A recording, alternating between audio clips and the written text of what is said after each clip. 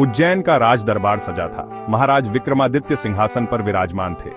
दरबार में मंत्री, नागरिक और सलाहकार अपनी समस्याएं लेकर आए थे। तभी एक दीनहीन साधु रोता हुआ दरबार में पहुंचा। महाराज, मेरी वर्षों की तपस्या का फल एक सिद्ध गुटिका मेरे शिष्य ने छीन ली। मैं असहाय हूँ। हे तपस्वी, आप शांत हो जाइए।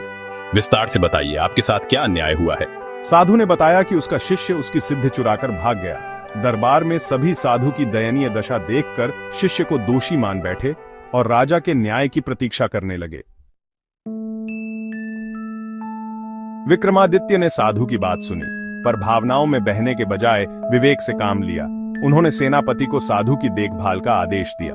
सत्य की पूरी जांच जरूरी है। गुप्तचरों को भेजो, शिष्य का पता लगाओ, सच्चाई जानो। गुप्तचर भेष बदलकर साधु के बताए जंगल और गांवों में पहुंचे, शिष्य की खोज शुरू की। कई दिनों की खोज के बाद गुप्तचरों को शिष्य की कुटिया का पता चल गया। वे उसकी गतिविधियों पर नजर रखने लगे।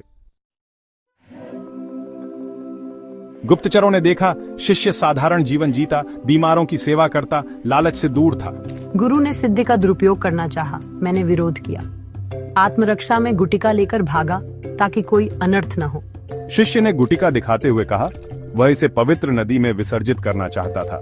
गुप्तचरों को सच्चाई समझ आ गई। असली दोषी साधु था। शिष्य ने धर्म की रक्षा की। वे उज्जैन लौटकर राजा को सब कुछ बता आए।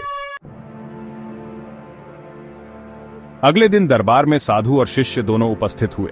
साधु ने शिष्य पर फिर आरोप लगाया। सत्य सामने है।